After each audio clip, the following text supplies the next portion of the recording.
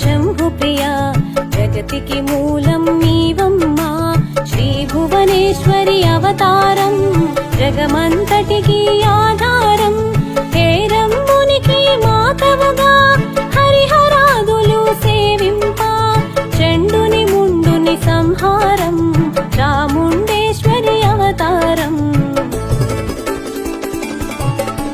లలితా మాతా శంభుప్రియా జగతికి మూలం నీవమ్మా శ్రీ భువనేశ్వరి అవతారం జగమంతటికి ఆధారం